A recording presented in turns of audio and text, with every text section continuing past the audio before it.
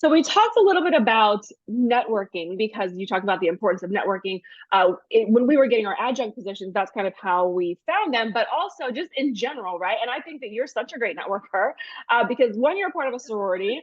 Two, Yes. just being in the loop of so many things politically in the city, you just hear about so many things. So how did you get in? Like, how did you learn how to network? Like, where did that come from? Because networking really is a key to getting ahead in life, whether you have this doctorate or not. So I have to say that I have been networking probably my whole adult life. And I learned early that in order to get somewhere, you have to learn to build and cultivate relationships. You have to Good. across the board. And I try to tell, especially interns, young folks that come Yeah. on board with us, that you must cultivate relationships. So I'd say probably from my freshman year in college is when I learned.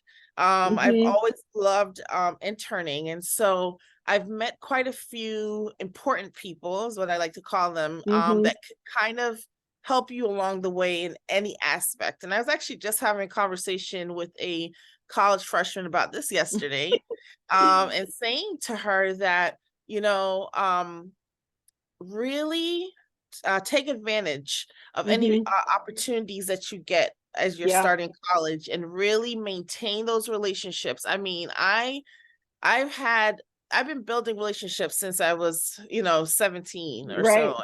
So, and those same relationships, I can call them even to this day and say, "Hey, Hmm. I need help with this, or I need help with that, or do you know this person?"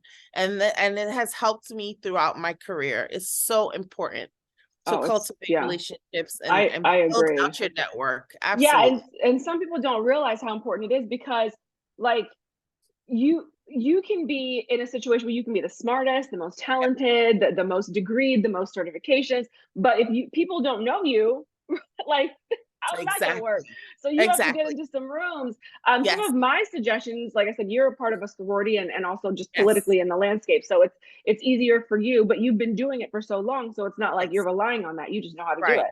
Right.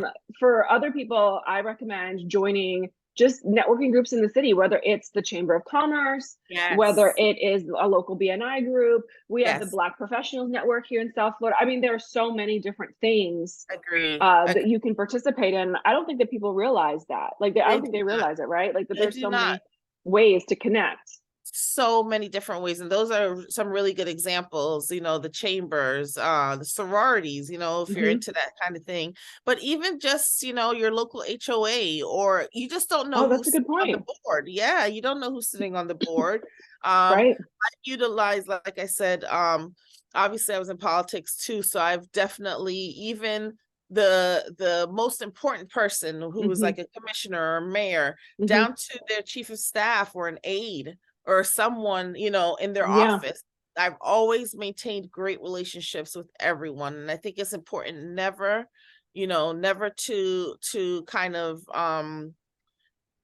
to break those barriers and Right. and and mess up those relationships because you never know who knows who.